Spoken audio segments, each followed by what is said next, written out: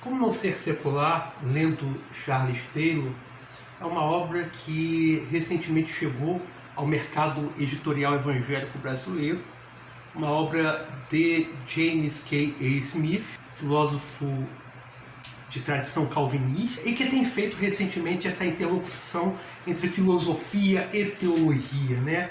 Um autor que é conhecido do cenário evangélico brasileiro, um autor que já tem várias obras publicadas em português. Você é Aquilo que Ama, Na Estrada com Agostinho, Cartas ao Jovem Calvinista. A obra foi publicada este ano pela editora Monergismo, está disponível para venda inclusive na Amazon, mas como eu iniciei a leitura do texto original em inglês, em versão Kindle, eu me guiarei por essa versão digital para tecer as considerações que serão realizadas ao longo deste vídeo. Particularmente esta obra, Como Não Ser Secular, me interessou bastante porque problematiza a temática da laicidade desde uma reflexão acerca da noção de secularização. Eu já venho trabalhando com essa discussão há algum tempo. O primeiro capítulo da obra Gênero e Ideologia entre Evangélicos Brasileiros tenta trazer à luz o estado da arte acerca desse debate, e resolvi ler o livro e gravar esse vídeo, tecendo alguns comentários acerca dessa discussão. Eu diria que Como Não Ser Secular realiza essa discussão desde uma abordagem fenomenológica explícita, na medida em que o autor problematiza, digamos, a existência de mapas cognitivos existenciais rígidos, mapas a partir dos quais ateus militantes e crentes fundamentalistas se colocam na arena pública. É claro, ao problematizar essa discussão crença-incredulidade, crença versus incredulidade, James Smith, repito, lendo Charles Taylor, na medida que o livro se apresenta como um guia de leitura, apresenta uma proposta bastante interessante, eu diria, a esse debate. Quer dizer, é a apresentação de uma terceira via que torna esse livro uma obra tão interessante ao debate acerca da secularização, acerca da secularidade ou da laicidade. Ao longo da obra há várias digressões teológicas, quer dizer, chamadas que se apresentam como propostas de intervenção eclesial. É um debate que se insere no âmbito de uma produtividade discursiva, que se percebe que termos como secularização, secularismo, laicidade não significam a mesma coisa. Os sentidos atribuídos a esses termos, eles são constitutivos de um debate que acontece no nível epistemológico e não estão dados de antemão. Quer dizer, é um debate que se insere então no plano de uma produtividade discursiva, como diria Foucault. Quer dizer, na medida em que os sentidos atribuídos a essas palavras não estão prontos, estão sendo disputados na arena pública, saímos do plano da análise para uma dimensão propriamente valorativa da discussão. O livro está organizado em 5 capítulos: o secular como realização moderna, caminho religioso para o humanismo exclusivo, quer dizer, do deísmo ao ateísmo, o mal-estar da imanência, quer dizer, o sentimento de uma idade secular, contestando a tese da secularização, e como não viver numa era secular. Esse não aqui, evidentemente, está entre parênteses. E ao final do livro, ao término do livro, há uma discussão que eu diria fundamentalmente valorativa acerca das teses da secularização, na medida em que uma determinada compreensão teleológica da secularização se apresenta hoje como ideologia de progresso. Quer dizer, é esta tese que vem sendo questionada ao longo do livro, que está sendo questionada ao longo do livro, a tese de que modernidade, desencantamento do mundo, racionalização, pluralização, industrialização, quer dizer, todos esses elementos juntos, de alguma maneira, estão a funcionar como exorcistas da religião. Não, toda a problematização da obra caminha no sentido de questionar esta compreensão teleológica da secularização. Quer dizer, a ideia de que secularização produz desencantamento e desencantamento, consequentemente, está a produzir o fim da religião. É claro, como não ser secular de James Smith, de alguma maneira, questiona essa leitura fácil de Weber, essa leitura superficial de uma certa compreensão teleológica das teses da secularização é questionada ao longo de todo o livro. Então o autor inicia sua abordagem argumentando que vivemos num mundo assombrado. Vivemos no crepúsculo, tanto de deuses como de ídolos, mas os seus fantasmas recusaram-se a partir. E de vez em quando podemos ficar surpreendidos ao sermos tentados pela crença, por intimidações de transcendência. Fecha aspas. Quer dizer, é uma discussão que problematiza,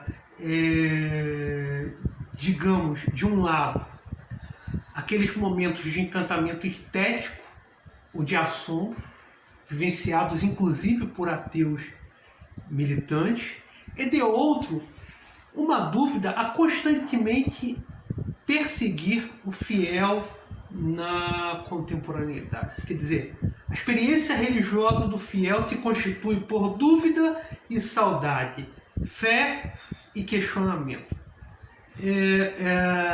Esta problematização é profundamente importante, essa problematização do engajamento religioso, digamos assim, é fundamentalmente importante porque foge a uma mera quantificação do nível do engajamento religioso. Quer dizer, a quantificação que acontece, digamos, em surveys, em questionários, em pesquisas de natureza estatística, né? Quer dizer, não há como quantificar o fenômeno da secularização. A avaliação do fenômeno da secularização se dá de maneira qualitativa nesse sentido. Então, a discussão iniciada pelo autor problematiza a temática da secularização, tendo em mente esse âmbito de produtividade discursiva no qual secularização, sentidos para secularização, secularismo e laicidade são definidos e disputados na arena pública. E como o autor faz isso? A partir da criação de tipos ideais. O primeiro tipo ideal bastante relevante a este propósito, eu diria, é o tipo ideal para a noção de secular. O autor problematiza a secularidade a partir de 3 tipos ideais. O primeiro tipo ideal, pensando a esfera política terrena em momentos de pouca diferenciação, pluralização, quer dizer, em contextos religiosos pré-modernos. A este tipo ideal, o autor dirá secular 1. Segundo momento, quer dizer, a noção de secularidade como aquele espaço pretensamente neutro a se constituir na modernidade em oposição ao religioso. Quer dizer, já estamos aqui pensando no século XVI em diante. E o secular 3, terceiro tipo ideal para a noção de secularidade,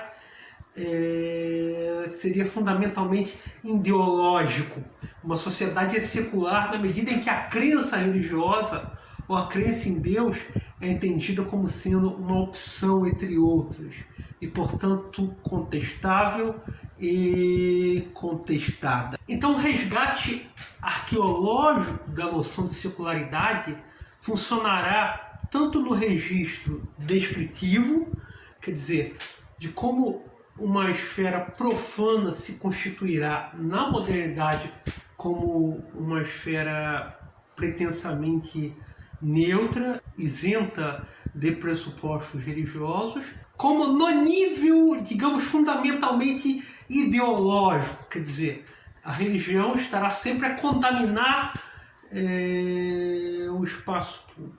Daí a religiosidade ser empurrada para o espaço da privacidade, quer dizer, para o espaço da individualidade. Mas essa arqueologia da secularização, ela se dá pela problematização, pela contextualização de dois períodos históricos distintos, pela problematização de dois momentos históricos distintos. Evidentemente, a experiência de vida pré-moderna, na qual além era tudo, parafraseando Max Weber. Quer dizer, aquele mundo encantado que se constituía num cosmos aberto e vulnerável. Quer dizer, essa relação do indivíduo com o sagrado era mediada por uma relação ascética com os prazeres, mas também por demandas da vida cotidiana, né? Da vida doméstica. Daí o argumento problematizar uma divisão social do trabalho religioso segundo uma lógica de equilíbrio hierárquico entre a vida laical e as vocações renunciativas. Aos monges cabia o exercício ou desenvolvimento pleno do trabalho religioso. Quer dizer, era um equilíbrio hierárquico entre a vida laical e as vocações renunciativas. E esse equilíbrio funcionou muito bem na Idade Média, né? Quer dizer, alguém alguém incorporava plenamente as atividades religiosas, o serviço religioso, enquanto as pessoas cuidavam de suas demandas mundanas, domésticas, no campo, os afazeres da vida, né? Era uma divisão social do trabalho religioso que funcionou bem até o início da modernidade. Inclusive, havia pressões, sim, de todos os lados, e esta tensão entre as pressões do presente e as esperanças da eternidade era mediada por rituais com períodos de carnavalização. Quer dizer, as pessoas... Quer dizer, o tempo religioso abria, digamos, uma brecha para uma válvula de escape. Eram períodos específicos de carnavalização que permitiam, digamos assim, o relaxamento das normas religiosas, né? Quer dizer, a experiência de vida pré-moderna se dava nessa relação com o sagrado, mediada pela igreja, e se constituía no interior de um cosmos aberto e vulnerável, quer dizer, aberto às intervenções do sagrado, dada a crença nos milagres, né? Daí dizer que a emergência da secularidade se deu a partir da constituição de um sentido e significado sem qualquer referência ao divino ou à transcendência. Quer dizer, não nos bastava deixar de acreditar nos deuses, tínhamos também de ser capazes de imaginar significado dentro de um quadro imanente, de imaginar modos de significado que não dependessem mais da transcendência.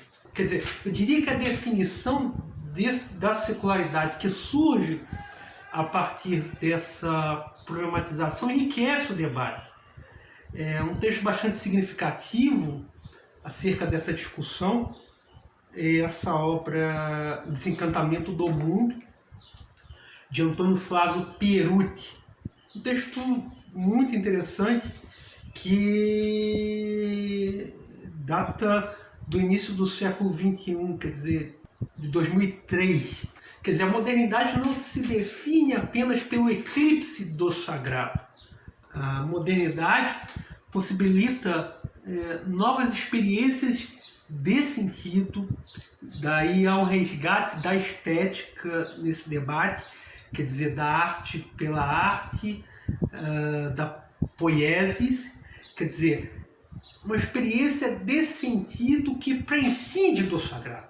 Acho que mas ao mesmo tempo dimensiona um potencial de abertura no ser humano para além do natural. Um elemento importante a ser destacado nesse debate é a constituição da razão moderna. Quer dizer, dois elementos merecem destaque nessa discussão. Encontramos agora num universo que tem o seu próprio tipo de ordem, mas é uma ordem imanente de leis naturais, em vez de qualquer tipo de hierarquia de ser. Quer dizer, a constituição de um universo que tem o seu próprio tipo de ordem imanente, natural, tem como contrapartida a constituição da razão moderna, que toma a subjetividade humana como seu ponto de referência. Os indivíduos se tornam locus da constituição desse significado na modernidade. De Descartes a Kant, digamos assim. Esse processo já vem acontecendo desde o final da Idade Média com o nominalismo e será levado a cabo pelo protestantismo e sua lógica desencantadora do mundo. Quer dizer, o protestantismo, nesse sentido, terá um papel fundamental no desencantamento do mundo ao despir a realidade de sua sacralidade. Quer dizer, a crítica que o protestantismo fará no início da modernidade terá por consequência nivelamento das práticas sociais. Procura-se desmontar aquele nível hierárquico no qual as relações sociais se davam no período medieval, com a consequente desconstrução daquela divisão social do trabalho religioso. Quer dizer, esse nivelamento das práticas sociais acontecerá por cima e por baixo, dirá o autor do livro. Quer dizer, ao constituir uma lógica de disciplina comum a todos, com o consequente nivelamento das práticas sociais e promover o desencantamento do mundo, o protestantismo, de certa maneira, colaborará ao questionar essa divisão hierárquica e social do trabalho religioso, resultará tanto no puritanismo quanto em maio de 68. Esse é o grande paradoxo. Quer dizer, com o advento da era moderna, haverá um desenvolvimento de um senso de liberdade humana orientado à intervenção, isto é, ao benefício próprio. Daí o autor resgatar o argumento de que o eclipse do sagrado terá rebatimentos no plano ideológico e principalmente na apologética. Evidentemente já estamos a falar do iluminismo, né, com o seu culto à razão, deísmo, individualização, religião civil, pelagianismo cultural e secularização do ágape cristão. Quer dizer, com o advento do protestantismo e posteriormente o iluminismo, o que de fato há é uma mudança na estrutura de plausibilidade das crenças, dirá o autor, com a consequente diferenciação, pluralização dos modos de vida, que resultarão em contestação, fragilização dos meios de vida. É aquilo que o autor, no capítulo 3, nomeará de efeito nova, chamará de efeito nova.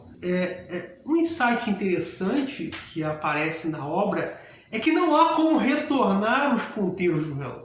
Qualquer ação racional, religiosamente motivada ou não, estará sempre subdeterminada pelo chão da imanência e sobredeterminada pelas expectativas de transcendência. Quer dizer, o que há de fato é uma mudança na estrutura de plausibilidade das crenças. Quer dizer, diferenciação e pluralização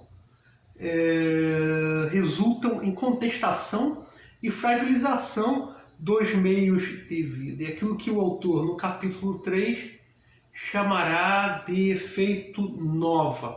Um insight interessante que aparece na obra é que não há como retornar os ponteiros do relógio. Mesmo a apologética contemporânea se definirá segundo essa lógica moderna de contestação das crenças. Quer dizer, o centro de gravidade da experiência religiosa muda também. Quer dizer, muda da esfera do culto para, digamos, uma determinada compreensão de mundo que reside na importância das crenças, né? Das crenças verdadeiras, das ideias verdadeiras, né? Nesse sentido, o fundamentalismo é um efeito da modernidade. Quer dizer, o fundamentalismo só se tornou possível na modernidade e na contemporaneidade. O fundamentalismo é um efeito de uma experiência religiosa pretensamente moderna, né? Ideias de inspiração, de inerrância só farão sentido nesse quadro imanente de referências, no qual as crenças são tomadas como verdadeiras ou não. Não há espaço para o mito. O desencantamento do mundo, ao descartar o pensamento mítico, produz necessariamente religiões de matriz fundamentalista, em que as ideias pretensamente religiosas estão a competir com a ciência. Quer dizer, essa relação entre fé e ciência como relação de contestação é uma relação que acontece no interior desse movimento de desencantamento do mundo, de desmagicização e de mudança na estrutura de plausibilidade das crenças. Esse é um insight muito interessante, por sinal. Quer dizer, esse processo de subdeterminação pela imanência e sobredeterminação pelas expectativas de transcendência que gera desconforto e mal-estar na modernidade. Quer dizer, secularidade nesse sentido produz efeitos na consciência dos indivíduos, a consciência de que falta algo, um sentimento de incompletude, um sentimento de irrealização.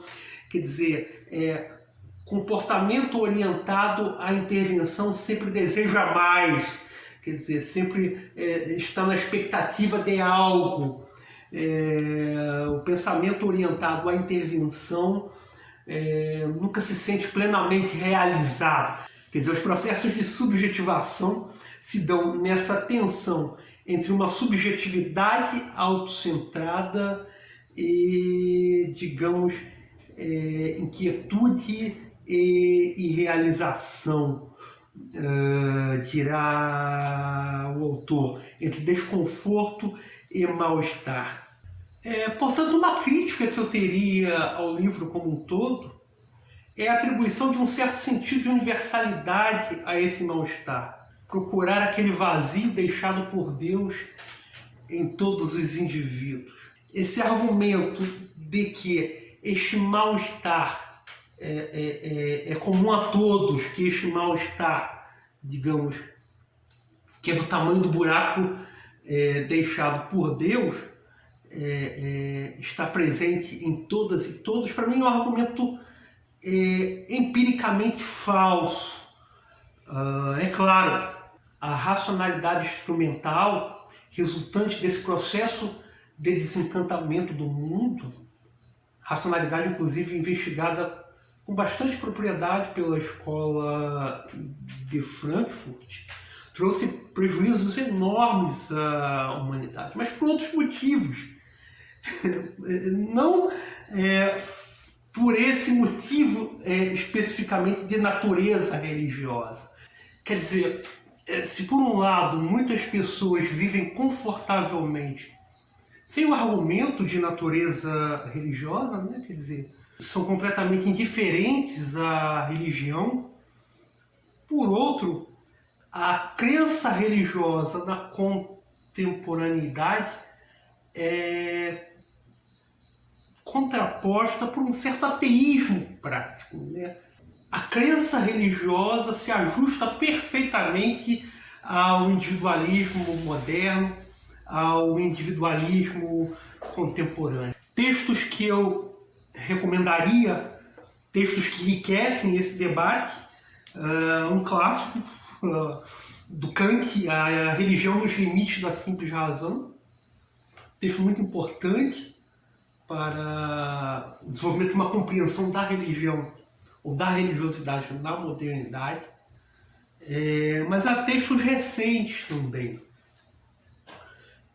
caminhando com as teses de Weber e com as teses da racionalização e de um agir comunicativo.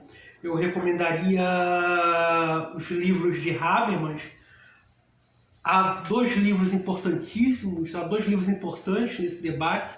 Um é Fé e Saber e outro Dialética da Secularização. Mas Habermas tem um tratamento filosófico também desse debate entre naturalismo e religião, seus estudos filosóficos. E um texto mais recente, um texto de um teórico da cultura, Terry Eagleton, A Morte de Deus na Cultura. Cada texto, ao seu modo, tensionará os limites das teses da secularização.